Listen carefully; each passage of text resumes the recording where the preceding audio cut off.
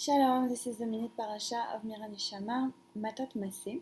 Parashat Mattot opens on the caution that is being demanded of us when we make nedarim, when we make vows. And it said in Pasuk Gimel, third verse, Lo yechalel tvaro. So that the person who does a vow shouldn't desecrate his own word. And the word desecrate, yechalel, is very, very strong. We use the same term to talk about desecrating the Shabbat. So there's something here that cautions us about when we engage our word, lest we would not keep our word, and literally desecrate our word through not embodying it in a way, right? And this seems very, very contradictory to what Rabbi Nachman says when he talks about the covenant with the lips, Brit Svatai. When he says, to the contrary, to the opposite, be careful about what you say, lest it become reality. So this seems like a very, very strong contradiction, right?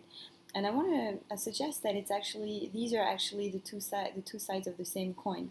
That what Rabbi Nachman is talking, and this is also in the context of the Parasha of the Meraglim, who were actually doing what is being called a self-fulfilling prophecy, that when we talk about something that we're afraid of, right, there's always the risk that actually just by talking about it, we're calling that energy, and then the thing we fear is going to happen. Very simple example. I'm afraid I'm going to get a cold. Usually when we say that, it's because unconsciously something's already happening in the body, right? That's what Rabbi Nachman is talking about when he's talking about covenant with the lips and be careful about what you say, lest it becomes reality.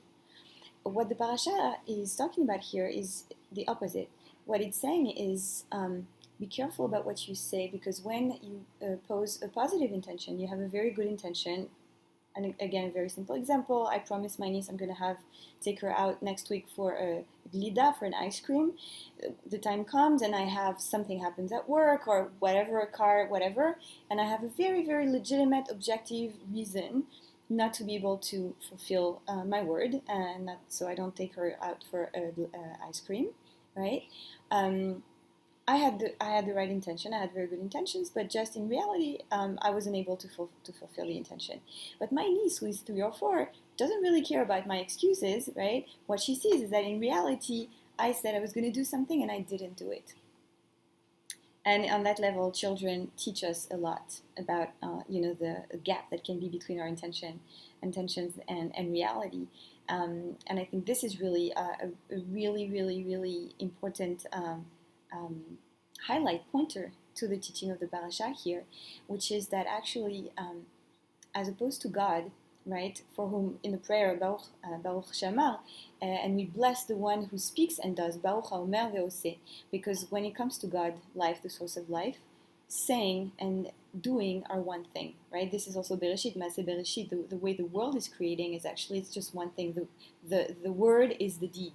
But when it comes to human being, the word is not the deed, right?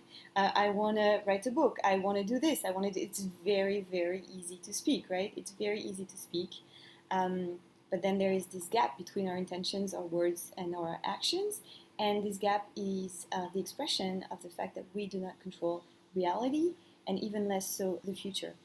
So this is why the parasha is really, really cautioning us. And this is why in the Jewish tradition we have this minhag, this custom to say when we commit to something, to say bli neder, without a neder, this is not a neder, because I can't commit in front of God, because I can't control the future. And so that's the kavanah I wanted to share with you for this week, is may we have the humility to be prudent when we engage our word, because our word is sacred. This was the Minute Parasha of Mira Neshama. Please like, share, comment. Shabbat Shalom.